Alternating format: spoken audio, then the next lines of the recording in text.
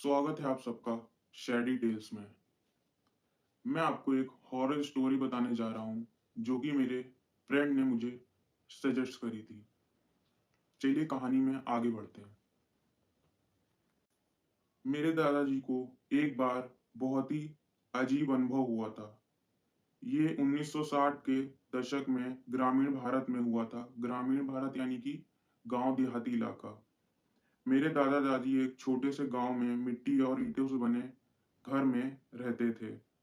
उनके सामने वाले दरवाजे पर एक और घर था जो हर समय बंद रहता था। इस घर में एक एकांत प्रिय विधवा रहती थी जो गांव में किसी और से कम ही बातचीत करती थी। इस महिला की एक समस्या थी कि ये बहुत ही सीरियस रहती थी और वह बहुत ही ज़्यादा सेंसिटिव थी और बहुत ही ज़्यादा पॉजेस्ड हो जाती थी। बहुत ही जल्दी पॉजेस्ड हो जाती थी सुपर नेचुरल चीज़ों से। ये धारणा है कि एक निश्चित ज्योतिषीय चिन्ह के तहत पैदा हुआ व्यक्ति अलौकिक बातचीत के प्रति अधिक संवेदनशील होता है। ये बेचारी महिला उनमें से ही एक थी। हर रात इस महिला पर भूत सवार हो जाता था और उसके बंद दरवाजे के पीछे से अलौकिक चीखें सुनाई देती थी, जो कि बहुत ही क्रीपी था। एक रात चीखें बहुत ज्यादा भयानक हो गईं। गड़गड़ाहट की आवाजें और बहुत ही ज़्यादा चिल्लाने की, चीखने की और ऊँची आवाज़ में बोलने की दोहरी दोहरी आवाज़ें आने लगी। यानी कि जैसे लगता हो वहाँ पे 1 पर्सन नहीं, कोई 2 पर्सन आपस में बहस कर रहे हों, चीख-चिल्ला के।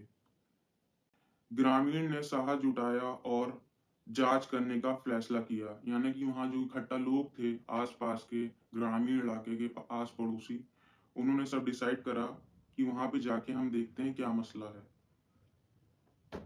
उन्होंने अपनी मशालें जलाईं क्योंकि उस समय बिजली की कोई व्यवस्था नहीं होती थी और वे सभी उसके दरवाजे के एकत्र हो गए, यानी कि वहां पे सब इकट्ठा हो गए जाके। इस अवस्था में चीखें और अधिक पीड़ादायक हो गई, यानी कि बहुत ही ज्यादा और बढ़ गई आवाजें। सबसे ताकतवर ने कुछ कोशिशों के बाद दरवाजों को लात मारकर गिरा दिया, लेकिन जैसे ही दरवाजा खुला चीख बंद हो गई। कहने की जरूरत नहीं है, इस बिंदु पर हर कोई बहुत डरा हुआ था। इस खास रात भीड़ का नेतृत्व करने की बारी मेरे दादाजी की थी। वह अपनी मशाल को ऊपर उठाए हुए धीरे धीरे अंदर चले गए। मशाल की लौ ने मेरे दादाजी के लिए एक समय में एक छोटा कदम उठाने के लिए पर्याप्त जगह रोशनी कर दी। जैसे ही वह आगे बढ़ा, उसे एक भयानक आवाज सुनाई दी। एक गड़गड़ाहट, गड़गड़ाहट, गड़गड़ाहट की आवाज से वे सभी स्तंभ हो गए। यानी कि वो सभी चौंक गए वो आवाज सुनकर। मेरे दादाजी ने धीरे से टॉर्च को आवाज की दिशा में घुमाया और वहां वह एक कोने में बैठी हुई थी, जो वो महिला अंदर रहती थी।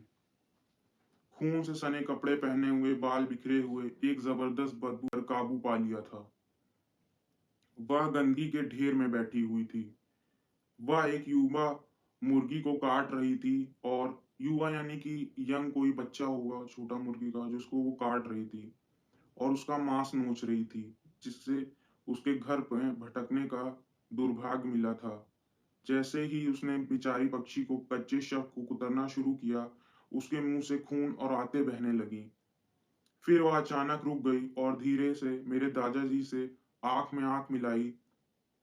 उसकी आंखों का सफेद भाग एकदम पीले रंग का था और उसके लेंस का रंग, यानी कि जो आंख के अंदर लेंस होता है, उसका रंग जैसे भूरा था।